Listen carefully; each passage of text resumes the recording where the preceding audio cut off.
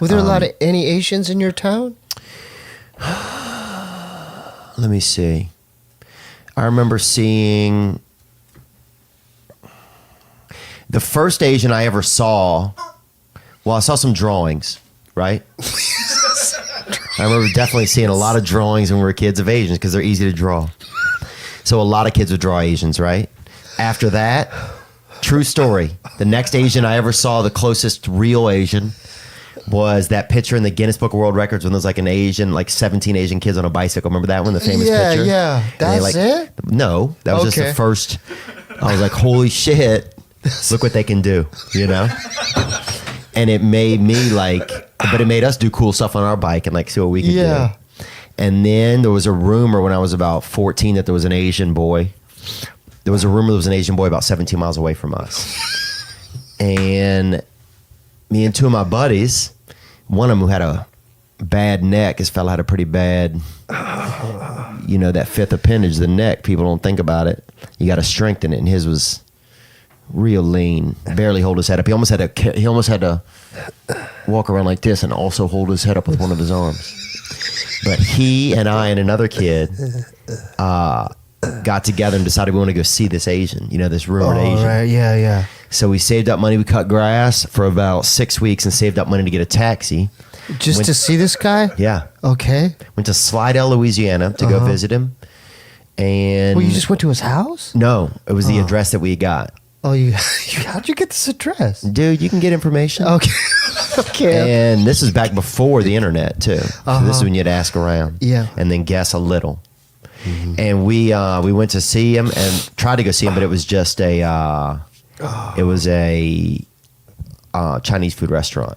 Oh, he's a Chinese guy. It wasn't a real Chinese person. It was just, I think, some kind of white people in hats. And it was like, I don't know, it might have been like a Mexican Jewish guy running it. Oh, that's weird. But it wasn't no real Asians. So it's just a myth. So we went back, man. It cost us about $70. Oh, jeez.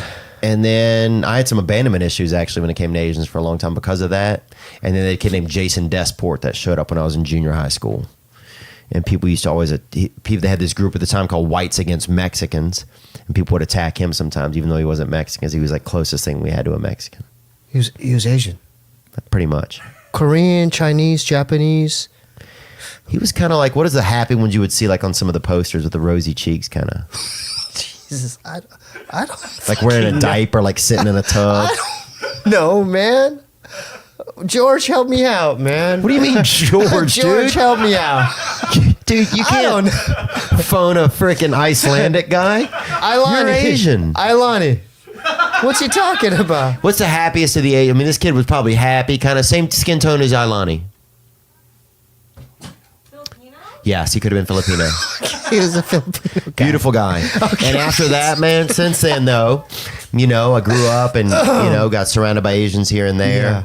And, you know, I've been to a lot of different Asian countries. I've been to Singapore. I've been to Vietnam. I've been to Malaysia, Japan, China. What's your favorite Shanghai. one? Your favorite one?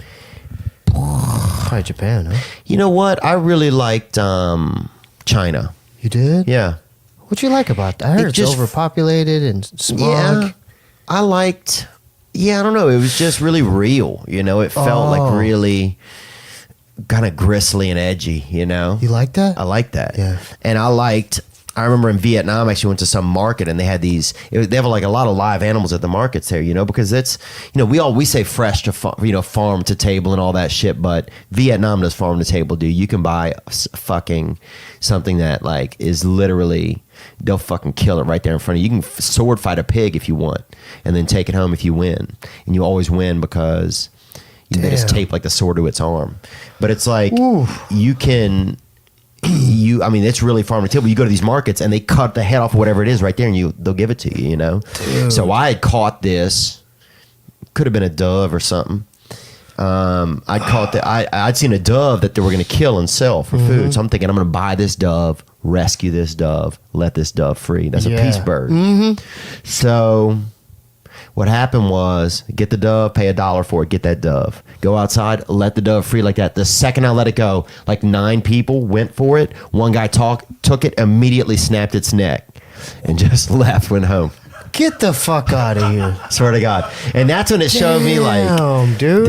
we just have total different perceptions of what's going on. You know, like, it's like, that was a meal for that guy, huh? right. But over here, it's like, animal rights, animal cruelty. Yes, animal rights, but the second an animal gets loose on the fucking street in Vietnam, it has no fucking rights. I'll tell you that. It has the right to be dinner because millions of people need to eat. And that's the reality of a lot of situations, People are out here breastfeeding fucking iguanas and shit. And like, they're only allowed to bathe, after fucking sundown or whatever and all this gay stuff. But the truth is, you go to a place where people need to eat still, and we're not just eating antidepressants every other meal. You go to a real place where people are starving.